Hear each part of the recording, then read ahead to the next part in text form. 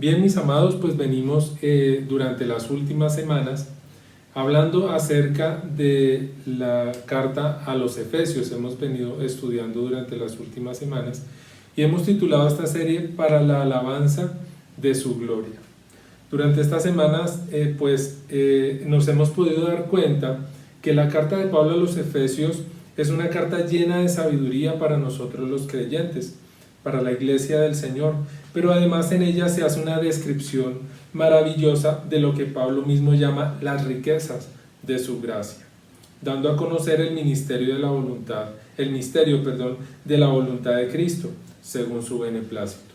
Eso lo encontramos en el capítulo 1, versículo 9 de esta misma carta a los Efesios, donde dice la palabra del Señor, capítulo 1, versículo 9, dice: Él nos dio a conocer el misterio de su voluntad según su beneplácito. Y pues es precisamente allí donde el Señor, a través de esa revelación, nos permite conocer así las abundantes riquezas de su gracia, como dice Efesios capítulo 2, versículo 7, dice la palabra del Señor: para mostrar en los siglos venideros las abundantes riquezas de su gracia. Muy bien. Ahora, esto lo reitero con el fin de que comprendamos el valor que tiene o que debe tener para nosotros el estudio juicioso de las verdades que contiene esta carta, desde la obra que ha hecho Jesús por nosotros hasta todo lo relacionado con nuestra nueva vida en Cristo y las disciplinas espirituales asociados a este nuevo estilo de vida. Muy bien, una carta, para contextualizarnos un poquito, una carta es un escrito que tiene como propósito saludar, enviar un mensaje específico. Hay cartas formales, hay cartas informales, familiares, informativas e históricas, por nombrar solo algunas. Hace unos años, para los muchachos que hoy día están tan familiarizados con este tema del internet, correos electrónicos, WhatsApp y demás, hablar de una carta física pues sería algo que no está ni siquiera dentro de los estándares últimamente. Antiguamente escribíamos una carta, íbamos a la oficina postal, la entregábamos y tardaba tal vez una semana, 2 semanas o inclusive meses en llegar a su destino. Justamente vamos a hablar hoy día de también quién es el emisario, quién es y quién va a llevar esa carta a los Efesios. Pero bueno, hablando justamente de la carta, así como el cuerpo del mensaje de esa carta es importante porque es la parte donde se encuentra el mensaje principal de quien la escribió, también lo son su saludo. La carta inicia con un saludo, ¿sí? Y por supuesto su despedida, porque en ellas, tanto en el saludo como en la despedida, se demuestra el respeto, la consideración y el amor hacia quien es dirigida. Parece que Pablo consideraba esto cuando redactó Efesios y cada una de sus cartas, ya que enviaba recomendaciones e instrucciones a la iglesia como su pastor, pero también compartía y demostraba su amor hacia ella. Tanto en los saludos como en la despedida encontramos justamente eso, como Pablo da instrucciones finales, presenta algunas recomendaciones, pero además de eso lo hace con un amor evidente. Expresiones como la gracia del Señor Jesucristo esté con vosotros, mi amor en Cristo Jesús esté con todos vosotros, amén. Expuesto en 1 Corintios capítulo 16 versículos 23 y 24 son demostración de lo que estamos describiendo en este momento. Hoy, al dar fin a este estudio de Efesios, vamos a ver la forma como Pablo hace su despedida, leyendo en la palabra del Señor Efesios capítulo 6 versículos 21 al 24. Dice la palabra del Señor en Efesios capítulo 6 versículos 21 al 24: para que también vosotros sepáis mis asuntos y lo que hago, todo os lo hará saber Tíquico, hermano amado y fiel ministro en el Señor, el cual envía a vosotros para esto mismo, para que sepáis lo tocante a nosotros y para que consuele vuestros corazones. Paz sea a los hermanos y amor con fe de Dios Padre y del Señor Jesucristo. La gracia sea con todos los que aman a nuestro Señor Jesucristo con amor inalterable. Amén. En esta despedida podemos ver claramente dos partes descritas ahí. La primera en los versículos 21 y 22, donde Pablo explica el propósito por el cual envía a Tíquico. Justamente hablaba hace un instante de que antiguamente se enviaban las cartas de manera física. En mi época eran los carteros o las empresas de mensajería. Hoy en día se sigue haciendo. Pero en esa época Pablo envió a Tíquico. Entonces, en esa primera parte, Pablo explica el propósito por el cual está enviando a Tíquico a los Efesios. Y la segunda, en los versículos 23 y 24, Pablo presenta una despedida amorosa y con gracia hacia los Efesios. Y quiero subrayar esa palabra gracia, porque más adelante vamos a hablar acerca de ello. En la primera parte encontramos que vamos a estudiar esas dos partes. La primera parte es el propósito del envío de Tíquico a Éfeso. Dice la palabra del Señor: para que también vosotros sepáis mis asuntos y lo que hago, todo os lo hará saber Tíquico, hermano amado y fiel ministro en el Señor, el cual envía a vosotros para esto mismo, para que sepáis lo tocante a nosotros y para que consuele vuestros corazones. Antes que nada, miremos quién es Tíquico. Tíquico aparece 5 veces en el Nuevo Testamento. En Hechos capítulo 20, versículo 4, cuando en el viaje de Pablo a Macedonia y a Grecia. En 2 Timoteo capítulo 4, versículo 12. En Tito capítulo 3, versículo 12. En Colosenses capítulo 4, versículo 7, que lo vamos a mirar más adelante. Y justamente aquí en Efesios capítulo 6, versículo 21. Tíquico era conocido en las iglesias de ese primer siglo y podemos decir que era compañero de ministerio de Pablo. Lo acompañaba permanentemente, quien lo describe como un amado hermano. Y quiero también subrayar eso, amado hermano. Y lo describe Pablo también como fiel ministro o servidor de Cristo, tanto que acompañó o estuvo atento a Pablo en ese tiempo de prisión. Cabe anotar que justamente este Tíquico es el mismo que lleva la carta de Pablo a los colosenses. Eso está escrito en Colosenses capítulo 4, versículo 7. Ahora miremos justamente, entendiendo quién es Tíquico, vamos a mirar justamente cuál era el propósito por el cual envía Pablo a Tíquico. Hay 2 motivos principales. Número 1, para informar a los creyentes acerca de la situación de Pablo. Seguramente había un interés genuino en los creyentes de Éfeso de querer saber acerca de Pablo. Pablo era su pastor. Pero también Pablo demuestra una necesidad de algo que hace mucha falta, no solo en la iglesia hoy en día, sino en el mundo en general, que es algo muy importante que se llama rendir cuentas. Más allá de la preocupación que exista de la iglesia por su pastor o del pastor por su iglesia, es ese hecho de la necesidad de Pablo rendir cuentas. A nadie le gusta rendir cuentas de manera natural. A nadie le gusta ser escudriñado, ser controlado o que los demás se enteren de sus asuntos, mucho menos que los publiquen, ¿verdad? Y esto es lo primero para lo cual envía Pablo a Tíquico, para rendir cuentas.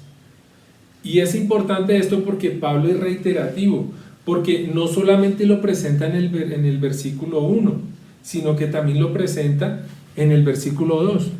Démonos cuenta que en el versículo 21 dice: para que también vosotros sepáis mis asuntos y lo que hago, rendir cuentas, todo os lo hará saber Tíquico. Y en el versículo 22 dice: el cual envía a vosotros para esto mismo. ¿Para qué? Para que les hable o les haga conocer acerca de sus asuntos y de lo que hace Pablo. Bien. Ahora,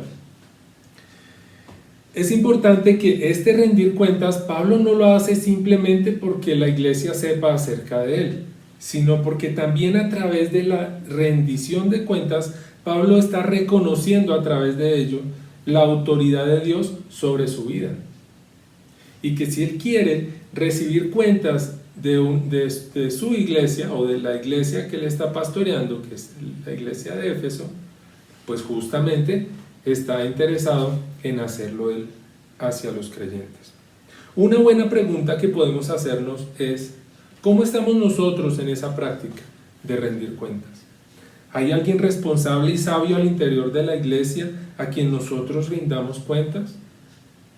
Además de nuestras esposas o esposos, por supuesto, en el caso de los casados. Rendir cuentas es muy importante porque nos guarda del pecado y además nos ayuda muchísimo a mantener el ego en control. Pablo siendo el apóstol, ¿cierto? Podría decir: no, yo no necesito rendir cuentas, yo no necesito que nadie sepa mis asuntos. Pero él lo está haciendo justamente como una necesidad para cuidarse y guardarse él mismo en ese tiempo. Bien, pero hay una segunda razón por la cual Pablo envía a Tíquico a los Efesios, y es para consolar los corazones de los creyentes, como lo dice el versículo número 22, el cual envía a vosotros para esto mismo, para que sepáis lo tocante a nosotros y para que consuele vuestros corazones. Uno de los intereses de Pablo es el bienestar de la iglesia. Él exhorta, llama la atención, anima y enseña, pero también se preocupa por el consuelo para los creyentes y confía en que Tíquico sería un medio de consuelo para ellos. Ahora, la Biblia habla del Espíritu Santo como el Consolador. En Juan capítulo 14, versículo 26, dice la palabra del Señor: mas el Consolador, el Espíritu Santo, a quien el Padre enviará en mi nombre, Él os enseñará todas las cosas y os recordará lo que yo os he dicho, decía Jesús. Pero Él mismo usa también personas como tú o como yo, ¿quién? Dios, para llevar consuelo a una persona, a una familia o a una congregación.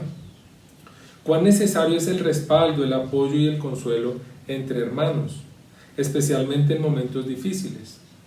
Más en una sociedad que juzga y es en ocasiones implacable y desconsiderada. Nos necesitamos los unos a los otros. Nuestro pastor necesita ese respaldo de parte de nosotros.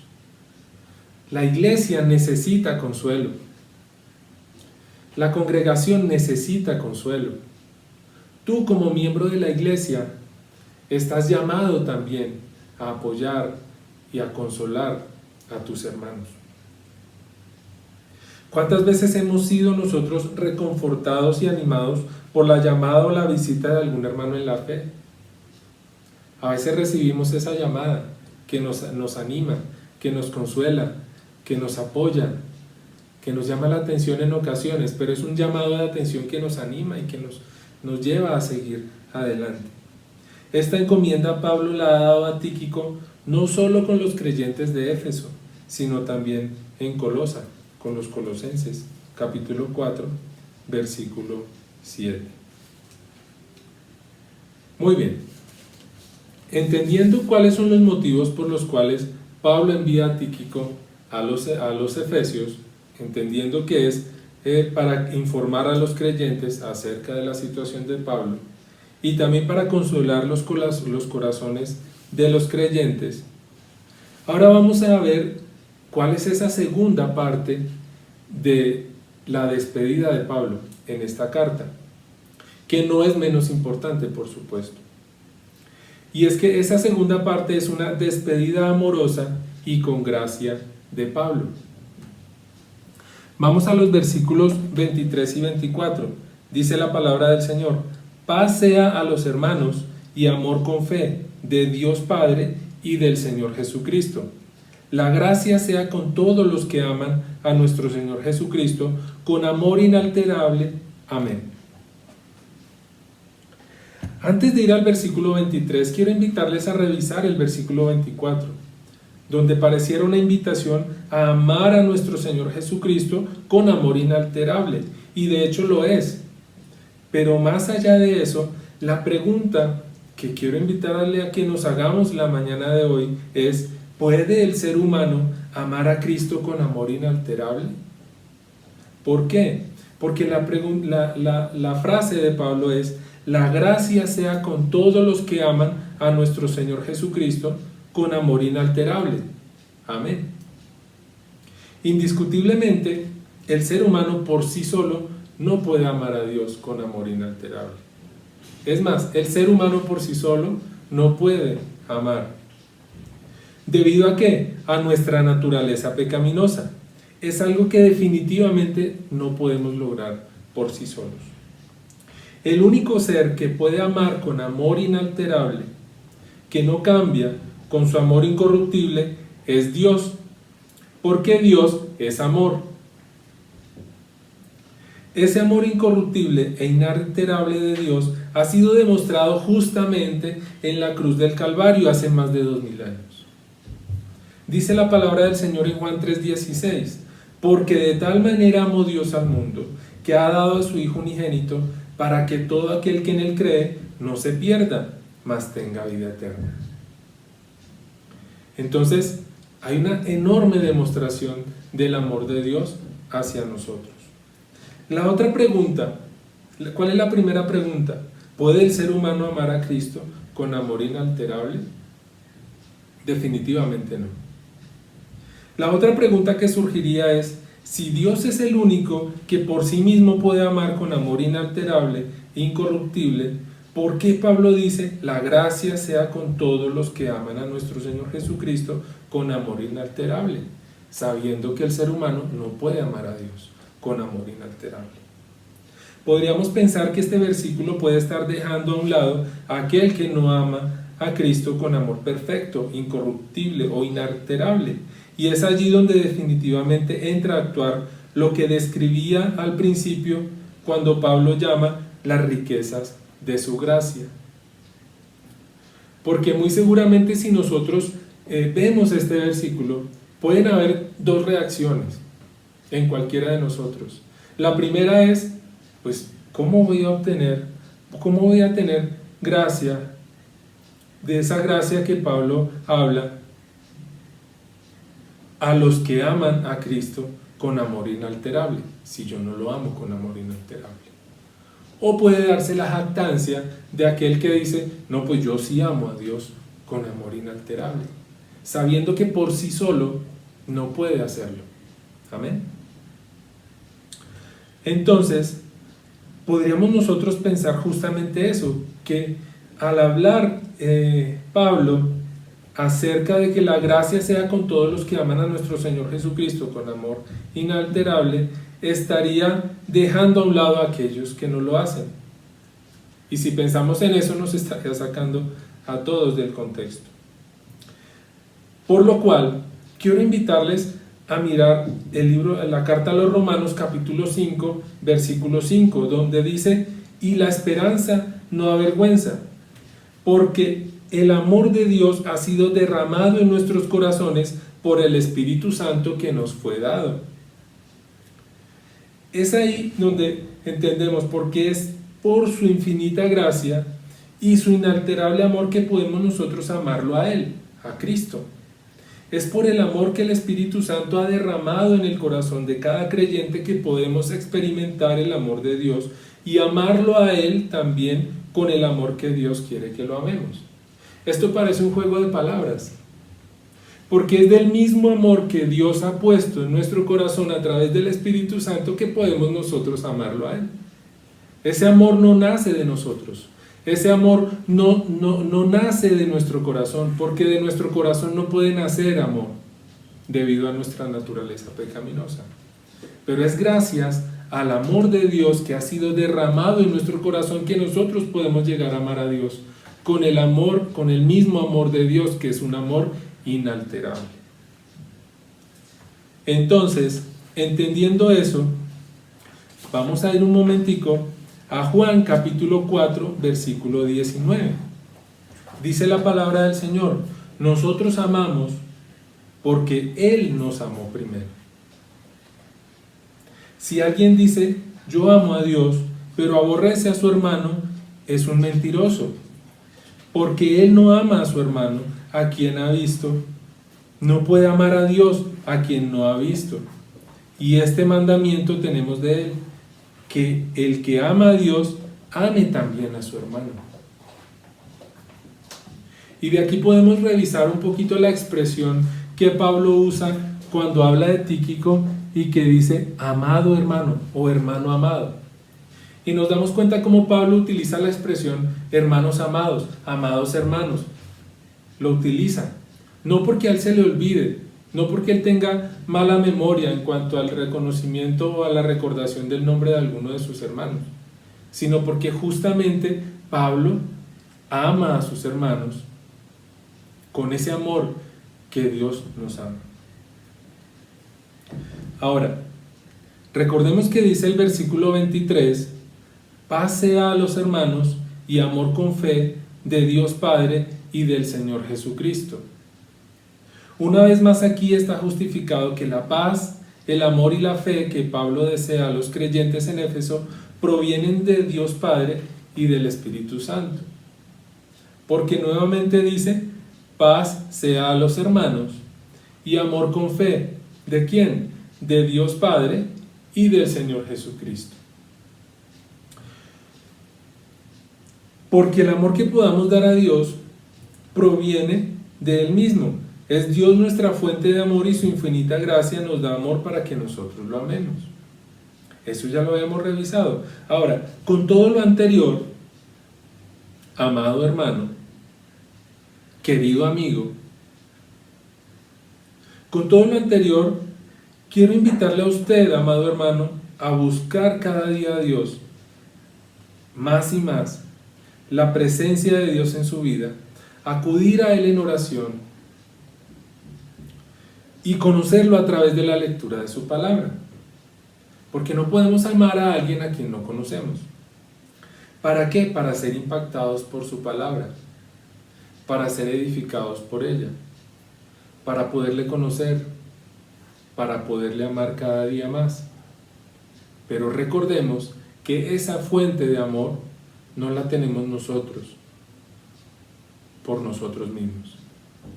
Esa fuente de amor proviene única y exclusivamente de Dios, porque Él es la única fuente de amor inalterable.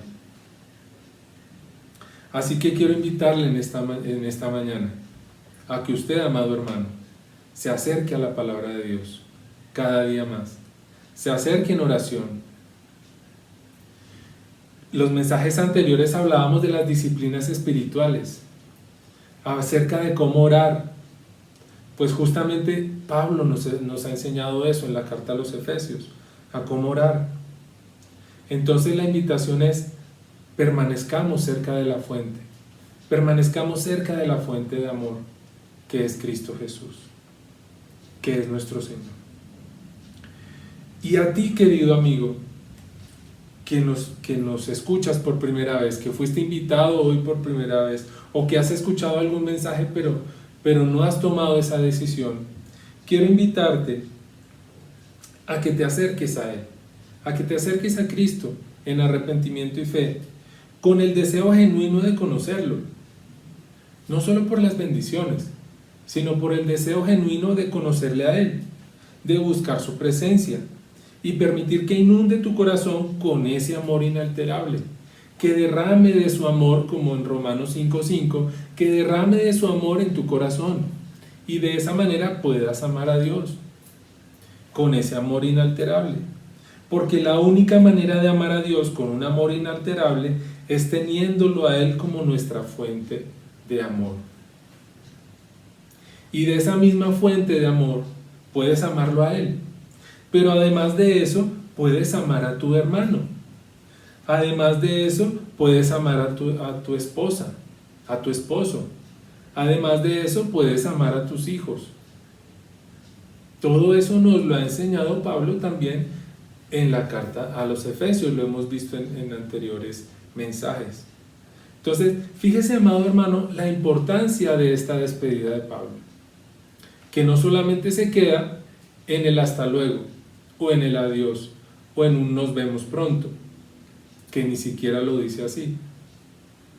Habla acerca de los asuntos de los cuales Tíquico les va a hacer saber, que lo envía para hacerles saber acerca de lo que él hace y acerca de sí mismo. Pero también lo envía con el ánimo de darles consuelo por esos momentos de dificultad.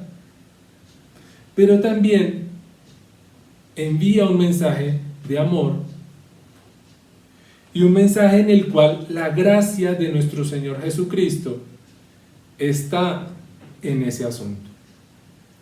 Una vez más podemos ver la gracia de nuestro Señor Jesucristo puesta en la palabra del Señor. Porque nosotros mismos no podemos amar a Dios por nosotros mismos. Lo podemos amar gracias a su amor. Los que somos padres aquí me entenderán. Vamos a hacer un paralelo que pues de pronto proporcionalmente no lo es, pero para entender un poco el asunto. Si para el día de tu cumpleaños, querido papá, tu hijo te quiere comprar algo, tu hijo de 8, 9, 10, 12 años te quiere comprar algo y él con sus recursos lo va a hacer, quiero preguntarte, ¿de dónde provienen esos recursos? ¿Quién se los ha dado?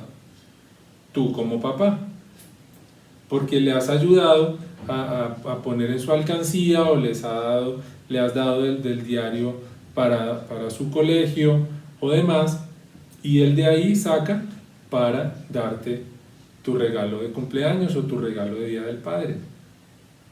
¿De dónde nosotros podemos sacar el amor que le podamos dar a Dios?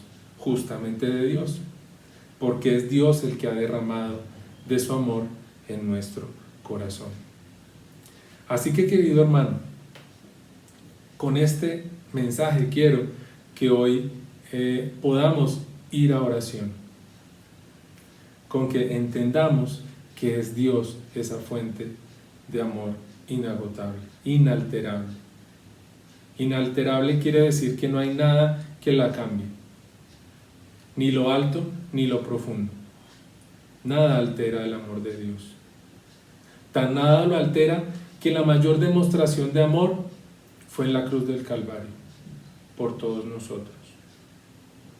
Y a ti, querido amigo, nuevamente la invitación de que te acerques a Cristo en arrepentimiento y fe, que lo busques cada día más, leas su palabra y lo busques en oración. Si no sabes cómo hacerlo, pregúntanos y nosotros con mucho gusto te enseñamos. Busca la palabra y acércate a Él en arrepentimiento y fe. Quiero invitarles a que oremos en esta mañana y demos gracias a Dios por la oportunidad de compartir su palabra. Padre, en el nombre de Jesús te bendecimos, Señor. Te damos gracias por tu palabra, mi Dios, y te damos gracias también, Señor, porque sabemos que eres un Dios grande, poderoso y maravilloso, Señor. Gracias porque tú nos das consuelo, Señor, no solo a través de tu precioso Espíritu Santo, sino también a través de hermanos amados que has enviado también para que nos ayuden a crecer en ti, Señor, en el conocimiento de tu palabra, Padre de los cielos, y que día a día también oran por nosotros, Señor. Gracias, Padre de los cielos, porque a través de esta carta, Señor, hemos podido comprender la grande y maravillosa, el poder de tu gracia, Señor, de tu amor inagotable, de tu amor inalterable. Hemos podido aprender y conocer de la obra preciosa de Jesús. Gracias, Señor, te damos porque en esta mañana, Padre de los cielos, hemos podido también, Señor, reconocer que en ti es que encontramos nuestra fuente única de amor, Señor. Gracias, Padre de los cielos, porque tú eres amor, porque tú nos enseñas de tu amor, pero tú nos das de tu amor. En el nombre de Jesús, a ti damos toda la gloria y toda la honra, Señor. Te pedimos, Padre, que tú nos ayudes cada día, Señor, a acercarnos a ti, a acercarnos a tu palabra, a acercarnos a ti en oración, Señor, para conocerte cada día más, para conocer el propósito de tuyo en nuestra vida, Señor, pero sobre todo para poder darte a ti toda la gloria y toda la honra, Señor, en el nombre de Jesús. Y que podamos, Dios de los cielos, como lo compartíamos esta serie, para la alabanza de tu gloria, Señor. Hoy podemos encontrar, Señor, en Pablo una despedida con propósito, Señor, que va más allá de un simple hasta luego o un simple adiós. Te damos a ti toda la gloria y toda la honra, mi Señor. Ayúdanos a amarnos los unos a los otros. Ayúdanos a preocuparnos los unos por los otros, Señor. Y ayúdanos a amarte cada día más con un amor inalterable. En el nombre de Jesús, te damos a ti toda la gloria y toda la honra, Dios. Amén y amén.